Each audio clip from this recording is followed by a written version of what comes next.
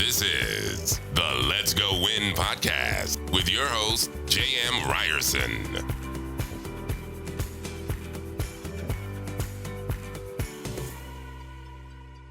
What is happening, you guys? Welcome back to Let's Go Win. I'm excited. I have had a chance to talk to this young lady. She is awesome. Casey Hasten is the Director of Recruiting and Coaching with VIP, podcast host of We Are VIP podcast, and a networking ninja. After being in the accounting world for over 20 years, she made the leap to recruiting those with similar backgrounds. It is her goal to help others find their career passion using all the skills and networking outlets she has gathered. Casey is an avid reader and consumer of knowledge, and most of her conversations will start with, I just read a book, or I just listened to a podcast. Outside of work, she is a long-distance cyclist and completed a huge milestone when she completed Hotter Than Hell Century Ride. She has one son, Garrett, who is proudly serving his country in the U.S. Air Force. My goodness, you have been busy, Casey. How you doing? I am fantastic. I'm so excited to be here with you today. So, what do you want to talk about? Well, I want to talk about you brought up some cool stuff like networking. I think everybody wants to be better at networking. I've never met somebody that's like, I don't want to be better at networking. Right. But I do want to ask, Hotter Than Hell, it's a big accomplishment. What was that? Tell me about that real quick. So Hotter Than Hell is a 100-mile bike ride the last weekend of August in Wichita Falls, Texas, which is hot.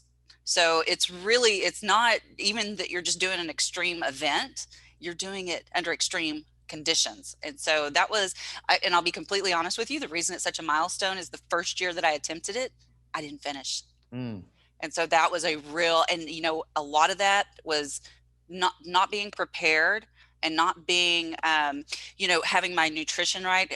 I did what we call bonked, and ended up getting very dehydrated. But I still think I could have pushed through that race if I'd have had my mind right, because my mind had already quit. Well, and I know we're going to talk about some mindset today. I know that about you already, for sure. Give me a little bit of your history into what you do today, because you are helping so many people. You network well, you are recruiting people. I mean, what a blessing. What an amazing job to recruit. I love recruiting. How can you not be happy as hell doing it? But what is kind of your background? How did you get into all that? It's a crazy story. And I'm so glad you asked that, because I am an assessment junkie. Let me start with that. And every assessment that I've taken since I've started recruiting, this is something that's just I've developed probably in the last 5 years, has told me, you should not be an accountant. You do not have the internal wiring to be an accountant. But that's what I did for the first, like you said, 20 years. And I love that you called me a young lady earlier. Just have to throw that out there. But so I started my own company. And, when you're a startup, and I was like 20 years old, I was very young, had no idea what I was doing, but couldn't afford to hire somebody to do the books, so fell into accounting. And then later, when I sold my company, I went to work for my next company as an employee, because I discovered I am the worst boss ever. I am so mean to me that I just couldn't do it anymore. And so it just was a natural progression to go into the accounting arena. And so I did that, went back to school for it, and did it for a very, very long time. And then when the company I was working for ended up closing, I was visiting recruiters, and I will tell you, I found all the bad ones in DFW first. But I was visiting a recruiter that really took a different approach to how she dealt with her candidates. And it was more of kind of a coaching approach. And she looked at me as she presented all these different jobs, and I said, no, I don't like that one for this reason. I don't like that one for this reason. She goes, Casey, you don't even like accounting. And I went, oh my God, what am I going to do? Because that's all I had done. That's all I knew. I was in such a rut. I was in a fixed mindset. And so she said, why don't you come do recruiting with me? And I was like, I don't work on commission. And here I am 8 years later, loving life. And you said something about, having a job. I don't have a job. I have a passion that happens to pay me. So it is just a great world. Well, it sounds like your journey, you've learned how to not have a fixed mindset. And I'll just get right into it. I know mindset is a huge thing for you. That ride alone tells me, damn it, I didn't finish and I could have. And so I'm sure you learned a lot about life in general in this one ride, which is incredible. But talk to me about mindset and how can we continue to increase our game from a mindset perspective? So I think, and I love that you're pointing that out, the fixed versus the growth mindset. I think the fixed mindset, like where I was for that 20 years, was just kind of like, this is all there is to life. I'm never going to be anything more. And I shouldn't even try, and it really helps that you surround yourself with the right people, right? Because if you surround yourself with other people with those fixed mindsets, they're going to say, no, you can't do that. Why are you even considering that? No, that's scary. Don't do that. And that's where I was in my life at that time.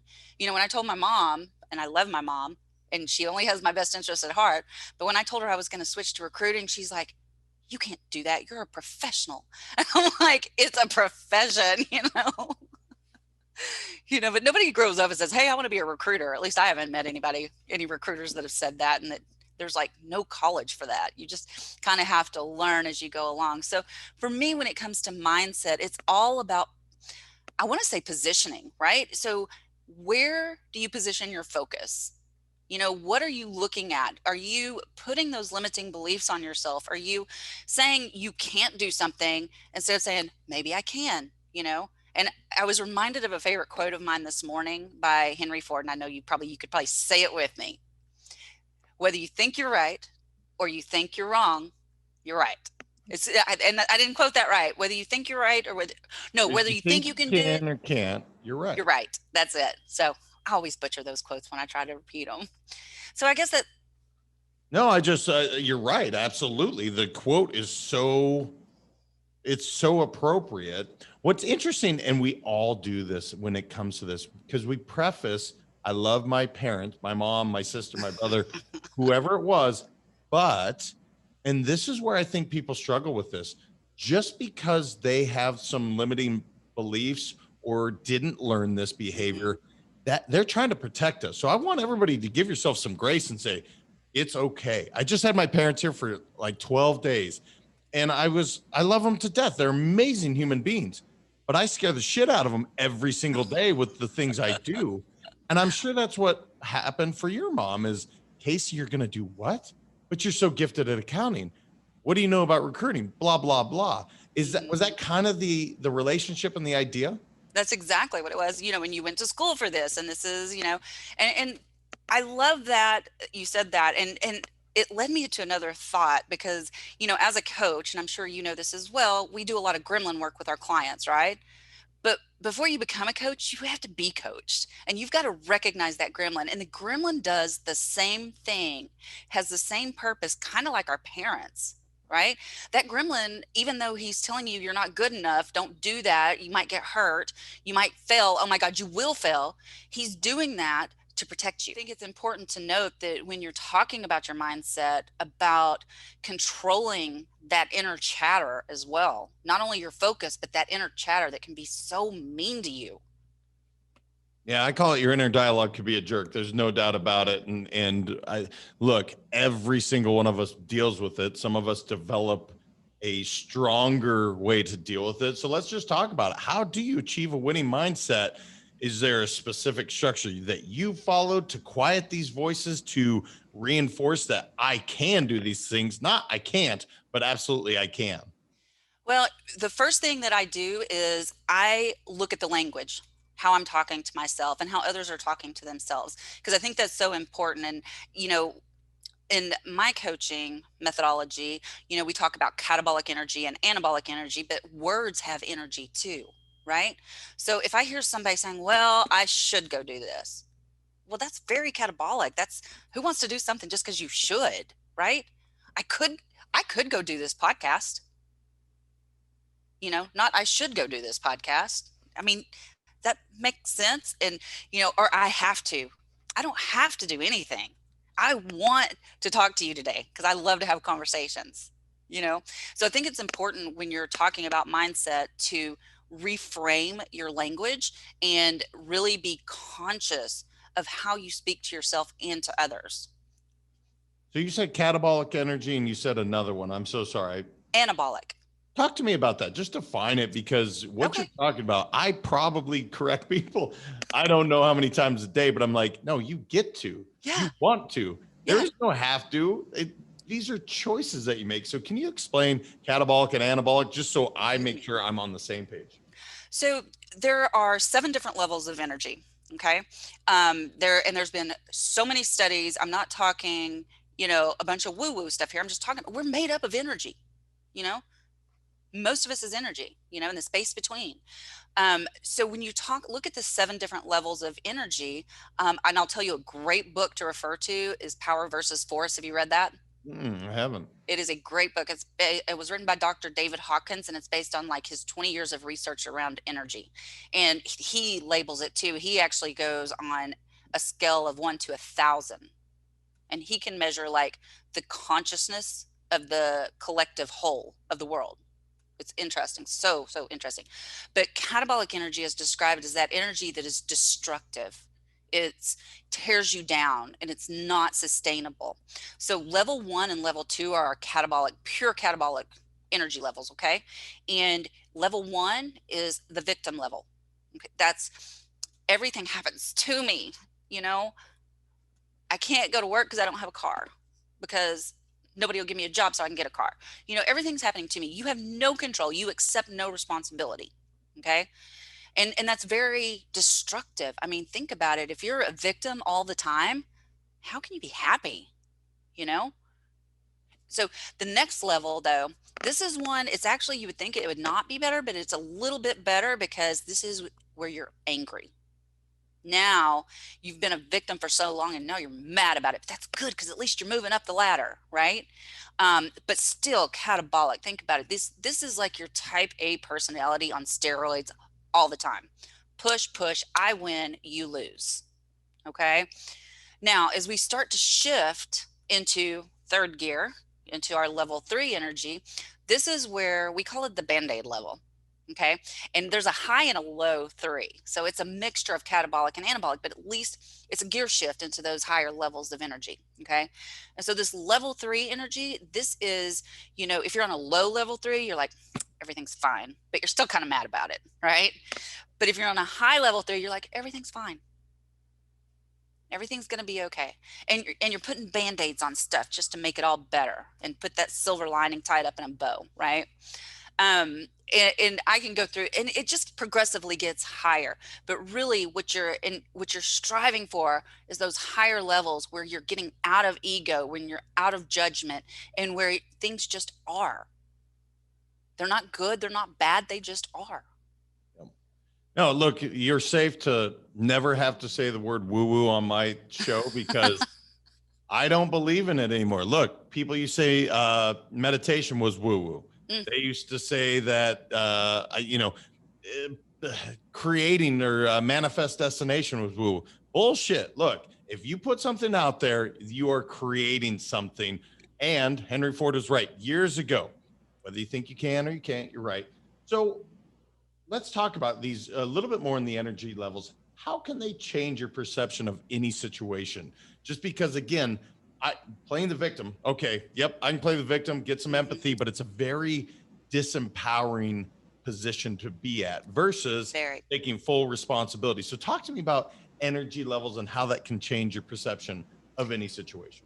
I have a perfect example for you. And of course, I'm not releasing any confidential information because I will not release any names. But I have a client that I've been working with that is on a sales team. And I believe you've been on sales teams before, and they're very competitive people, very competitive, can be very cutthroat and very, maybe not so up and up. And so my client that I was working with, she was very on not the straight and narrow, but she wanted to do things the right way, but still win. And she had this one coworker that she was working with that was very passive aggressive, and just would do things and she'd worry about it. And then she'd have all these conversations. She'd wake up in the middle of the night just fretting over it because this person was out to get her, obviously. Right. So fast forward after a few months of coaching, same thing.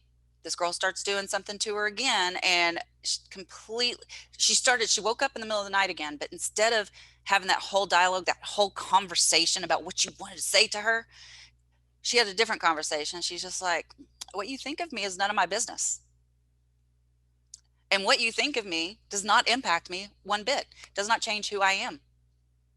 And so just changing that level of energy from victim or even angry because this person was targeting her totally took away all the power that other person had.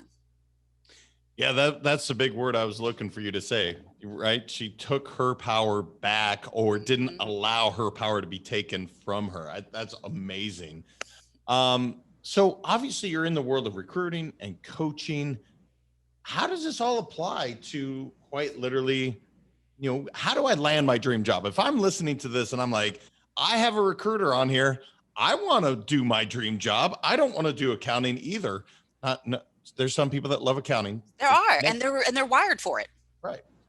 But I am meant for something different. What would you tell that person right now that's listening that's like, I want to know how to do better. I want to be recruited because recruiting is an amazing word. Anybody that's ever been recruited knows how much fun it is. Yeah, absolutely.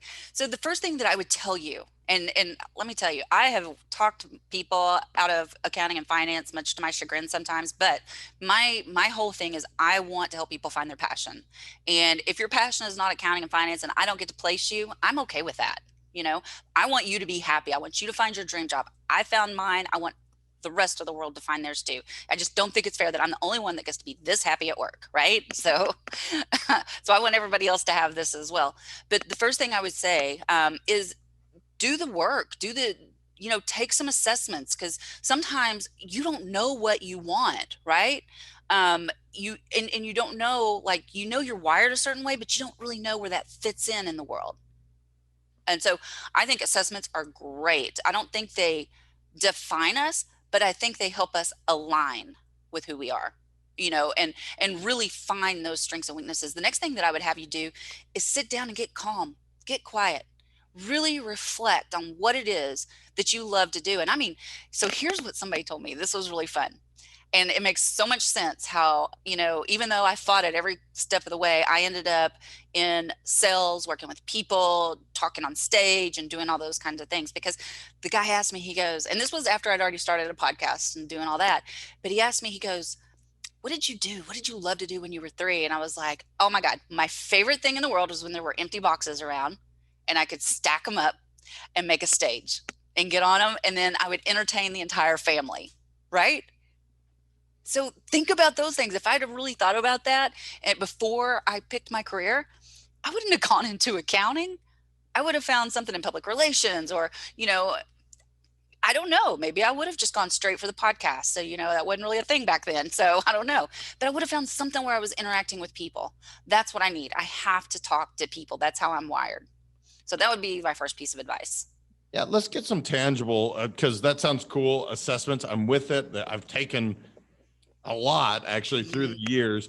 Do you have a couple that you suggest that I mean, again, you're an expert in this field. What are a couple assessments that you're like, these are really solid ones people can use? My favorite one that I use, and I actually use this for hiring as well, it's called the Talent Selfie by iWorkZone.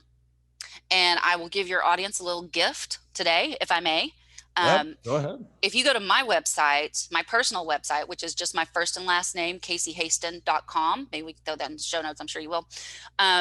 There is a link on my homepage that says Find Your Fit. And you can take that assessment for free. Awesome. I mean, look, guys, she's giving you something. If you're wondering even a little bit like, well, what am I good at? And then, so I know that you have something coming out in soon. Shoot, summertime. We have a journal coming out. Talk to me about why you wrote the journal. I have to imagine this is some of the quiet time probably prodded you or got you to do some of this. So talk to me about it. It's exciting.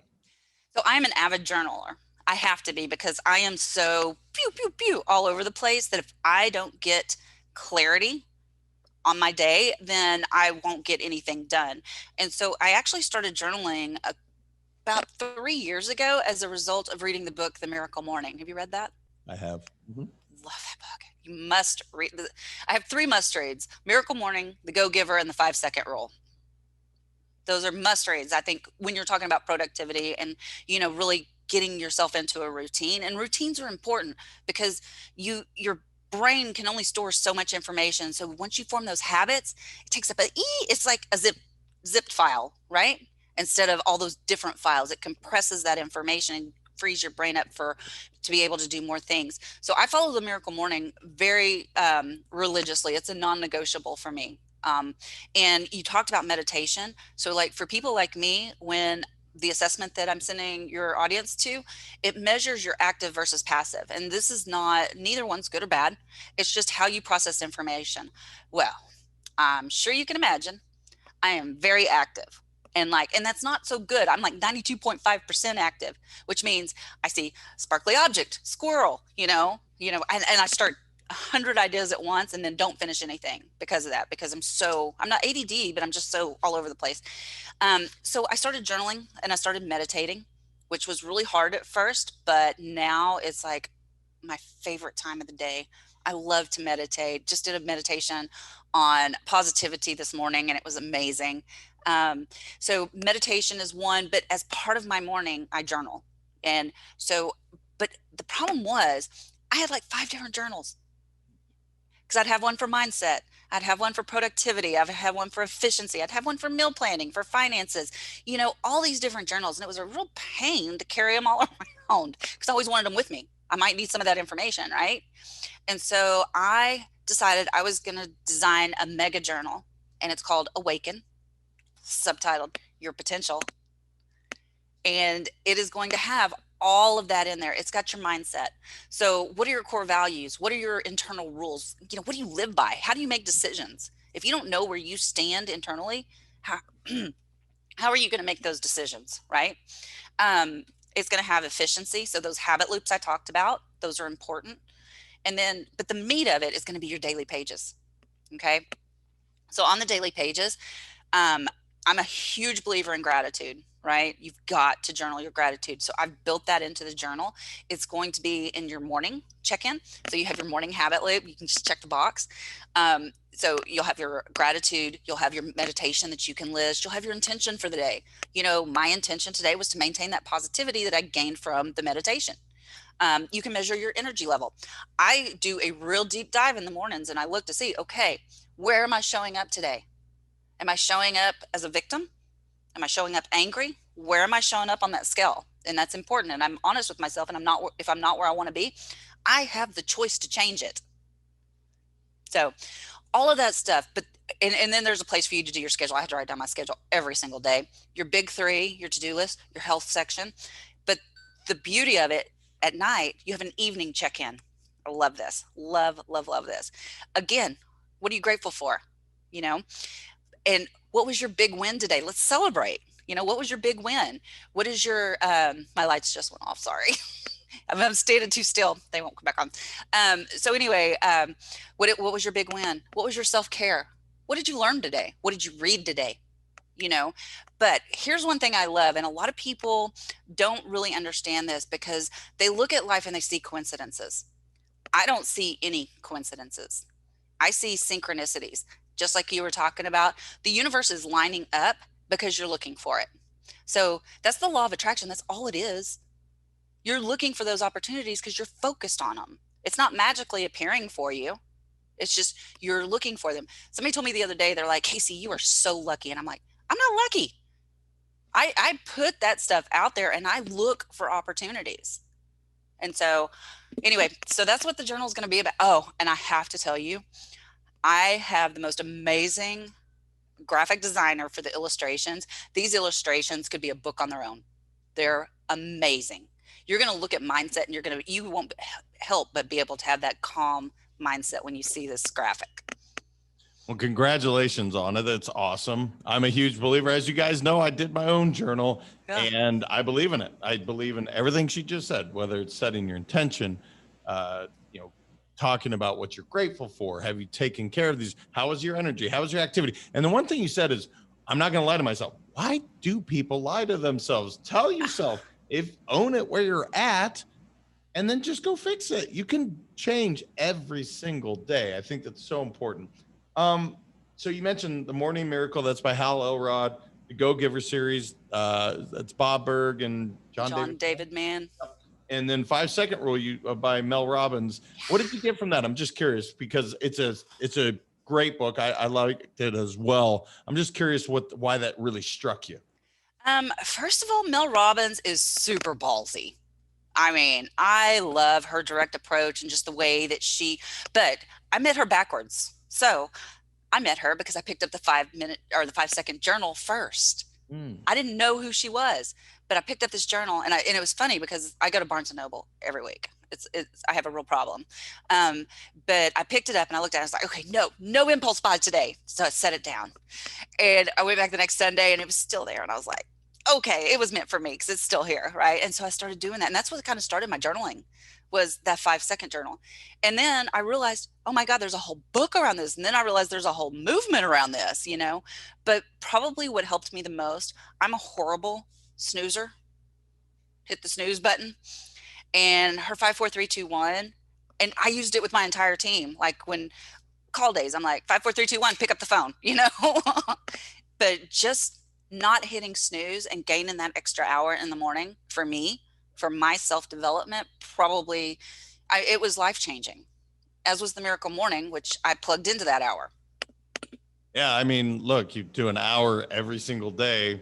You just start doing the multiplication. What can you get done in that time? Makes a ton of sense. Really? You'd snooze for an hour? My goodness. I would. It's impressive, honestly. Man, that's not great sleep after the first. No, it's so not good for you. There's so much science about why that's so bad for you. Don't hit snooze. Don't hit snooze. And it is interesting. The 5 4 3 2 1, literally psychologically, there's something happening. There's also physiologically something happening. It's really interesting. How she came upon is remarkable. Check it out if you haven't got a chance. So let me talk about, just because we talk a lot about going from fear to freedom. And when you made that shift from going, I don't love what I'm doing, but I found that, talk to me about what that process looked, because there's some fears going on. You're leaving something that you went to school for, something you're probably very good at, even though it is funny to hear somebody with that boom, bing, bing all over the place. Accounting wouldn't be where I would put you for sure. But talk to me about that fear to freedom, what that looked like for you, really saying, you know what, I'm going to go from something I may be good at, but I want to go be happy. I want to be fulfilled. I think the fact that I've always been a bit of a risk taker, that definitely comes out in my assessments as well, helped. But truly what helped me go from fear to freedom in that case was being surrounded by the right people. And so my boyfriend of a long, long, long time, we've been together way too long to just be boyfriend and girlfriend. He was so supportive when I wanted to do it. I really did. I wanted to do this. I thought it would be so much fun. And, I'd gone and I'd shadowed the recruiter that recruited me into it. And I was like, just give me the phone. You don't even have to pay me. I can do this all day long. That's how you know you're in the right spot, right?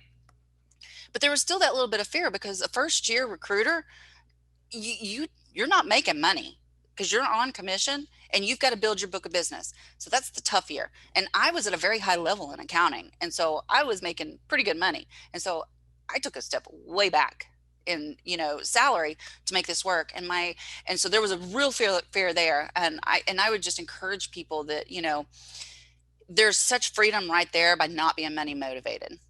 If you give value first, the money will follow. That is truly my philosophy.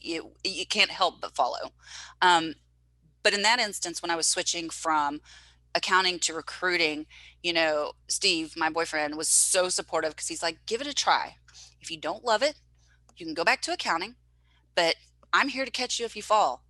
And the reason I bring that up is because I feel like the person that you choose to spend the most time with, your significant other, has such an impact on you, whether you want them to or not. They're going to. So choose wisely. I think it's so important because the person I am today, you wouldn't recognize 12 years ago. Interesting. Completely different support group at that time. Well, one of the words you say over and over and over, and it's likely my favorite word in the world, is choice. You choose. You are making a choice. Yep. You are not required or put in a place where you have to be. Look, I'm not saying go get a divorce. That's not what I'm saying. I'm not saying to get rid of all your friends, but they are all choices. Literally, you have a choice to do that. And it sounds like you really just you embraced this idea within the last decade, certainly, because if I wouldn't recognize you 12 years ago, within the last decade, you're like, I have choices and I'm going to make them. Mhm. And it sounds like that's what this is coming down to. Is that just literally, is it that simple?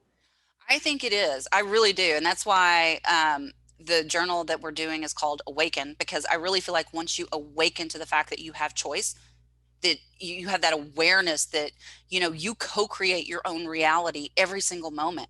You get to choose what that reality looks like. I could, in the instance of, my client that I was telling you about, she could have chosen to see that as a bad thing and this person was attacking her, and then that's a whole different reality than what she chose to the path she chose to go along, which is this person has no effect on me, and suddenly she's happy. you know she's not resisting anything because there's nothing there to resist.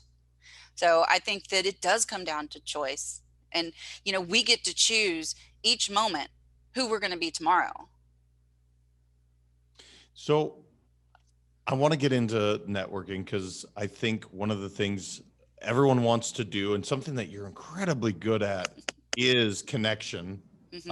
Networking, I guess, is what people would say, but you connect human beings all the time. The moment you meet somebody, you're like, oh, you should meet them. Even before we started, you're like, how do you know such and such? Because I know him. What is kind of the keys to networking, and how can people continue to get better at it? Because it's such an important piece in business, in life. If you want to surround yourself with more positive people, Hmm. it's a great way to do it. Can you talk to us about some of the just logistical takeaways people could actually do to become better at it? I can, but first I just want to point out one thing um, that came to my mind while you were talking, and that is, as you increase your energy level, you're going to attract those people at the same energy level. So if you're in a victim of level 1, level 2, those are the people that are going to surround you, and you're all going to commiserate and you're all going to be unhappy together. Don't do that. Attract those people that are going to help build you up by increasing your own energy level. And that will definitely happen. Well, let's Now I stay there forgot just what for your a second. question was. No, that's okay. We're going to stay there for a second because you're talking about the law of attraction, which, by the way, Mhm. that is true for your significant other, Yep. your um, work, that is for your friendship. The law of attraction is real. So, again, if you're in a shitty place, and that's what you're going to attract, are some of Hmm. those shitty people. When you get yourself to a better place, to a happier place, shockingly, you're attracting happier people. Yep. You're allowing that. So the energy level is a big thing. What I asked though was specific to just networking, and maybe that's it. Like you got your energy level to a place. Now you're attracting better folks, or raising your lid. Hmm. But maybe there's some other things that people can do that you successfully connect people or network. The first thing that I would say is, and I think Dave Meltzer says it best. He says, be interested, not interesting. And so I think when I'm connecting with people and I'm doing networking calls, and I do networking calls, gosh, lots and lots and lots of them a week, for different reasons. But, if somebody, I say they don't take a breath, they just talk at me, and we're not having a conversation, I'm probably not going to make any connections for that person because they're not giving value first. They're taking value.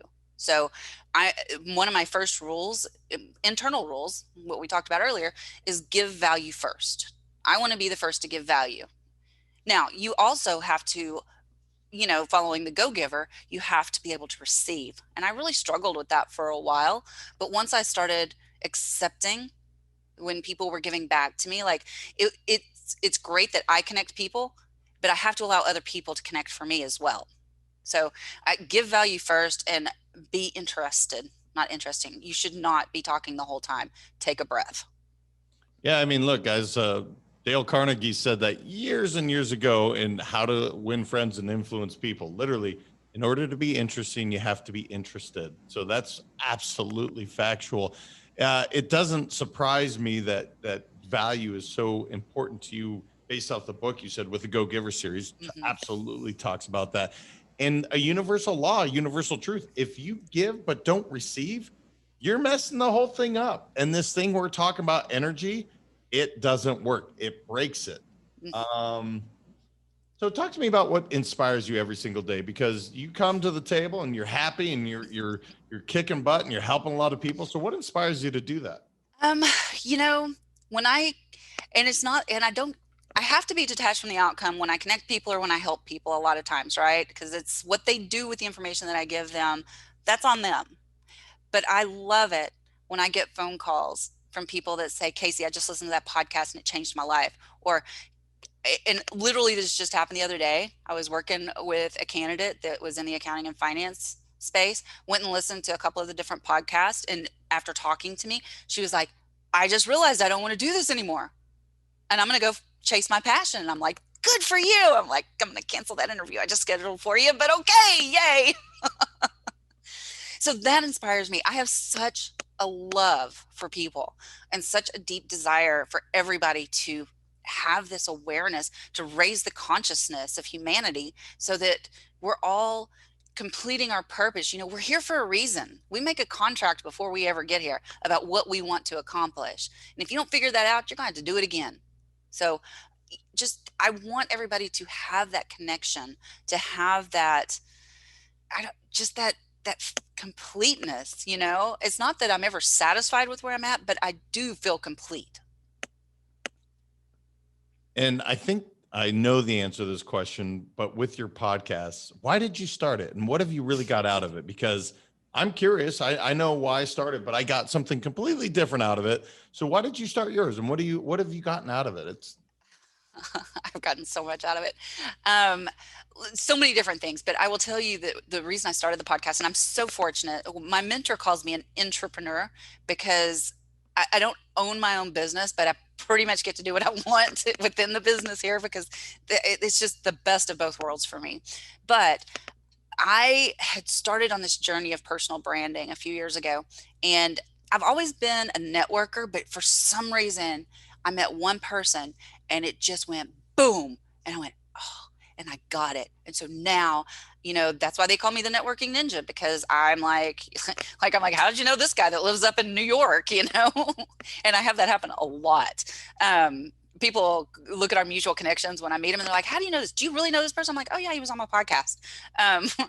But I think that, when it comes to what I do, I think my love of people and the fact that I really want to raise that consciousness is what keeps me going. That's cool.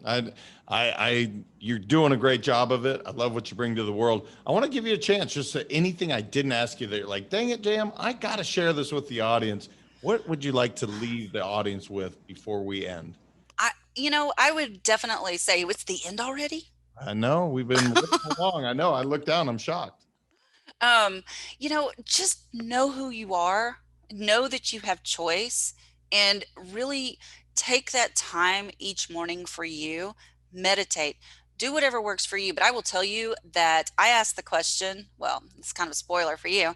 I asked the question, what's one thing you do each morning to set your day up for success? And probably 75% of the time, the answer is meditation. And these are thought leaders and experts from around the world. So if that many of them that I'm talking to are saying that, then, why would you not at least give it a shot? And I didn't answer your question earlier, so I'm going to answer that real quickly about the podcast. So I started the podcast because I started that journey and was meeting so many amazing people. And I was just like, you know what? It's not fair that only I'm hearing this, even though I know they had their stages, but I wanted the people I knew to hear these things. And so I approached my partners and I said, hey, I'm going to start a podcast. Just want you to know, because I know I'm a reflection on you. And they're like, whoa, whoa, whoa, whoa, whoa. That's a great idea. We'll pay for it. I went, when? Hey, now. But what I've gotten out of it is I've gotten to meet some amazing people. I mean, truly amazing. I've had two of my three favorite authors on there, Hal Elrod and Bob Berg. So Mel Robbins is going to be on my podcast soon. She just doesn't know it yet. But throwing that out in the university, that's how this works. You throw it out there and things happen. No, it's so true. So I got to ask one other question just because you brought it up. For those of you that do have that personality where, you're here one moment, you're over there and you're going, this is a scary idea to meditate, but you have that personality and you're saying how important it is. What would be the best piece of advice? Because I want my mom, I hope she's listening. Mom, if you're listening, this is you. Go ahead and tell her how to meditate. It's not complicated, but it's such a struggle for people that think I can't quiet my mind. So It is very difficult. And I'm not going to say that I quiet it 100% of the time during my meditations. So give yourself some grace there too. It's okay. But think about it when, first of all, I would start with guided meditation. Absolutely. There's a great one on YouTube. They're 10-minute meditations. It's called Great Meditation. It's perfect for people that are getting started. But just give yourself some grace when you're starting. And as you have those thoughts that come into your head, think about like an eraser. Just kind of erase them. And so when you're thinking about that and you're erasing the thought's no longer there. And so you're starting to clear your mind as you're erasing those thoughts. And just really focus on your breathing. Do some YouTube it, learn how to do some yoga breathing and some meditation breathing, because that really, really enhances the experience. Well, I hope you guys heard it loud and clear. Everyone can do it. The fact that you even recognize that you're having these thoughts is quite literally meditation. So I hope you guys heard that. Casey, where can our listeners connect with you online? So probably the best place to catch me is on LinkedIn. I pretty much live there, and it's just Casey Hasten. I should pop up pretty good. I think if you Google it, you'll find it too. You can also, like I said, visit my website, my personal website, which is caseyhasten.com. And that's where we'll be announcing the big release of the journal and all that fun stuff. And then you can check me out at wearevip.com as well. Awesome. Casey, I appreciate what you're doing for the world, how you show up. Congratulations on the journal. It's amazing. I know it's going to help and influence so many people to live their best lives, and that's what we're all about. So thank you so much for being here today. Thanks for having me. Truly, truly our pleasure. Guys, you heard it. I mean, literally, it's not woo-woo. It's energy. It is real. It is something that you can choose to show up every single day. I want you to go check out her journal. It's coming out very soon. Awaken. If you don't like that, try Champion's Playbook. If you don't like that, find another one. The point is not ours. It's quite literally doing it. That's why we're out here. We want you guys to experience all the fulfillment that we've had a chance to. So until next time, continue transcending life. We'll talk to you next week.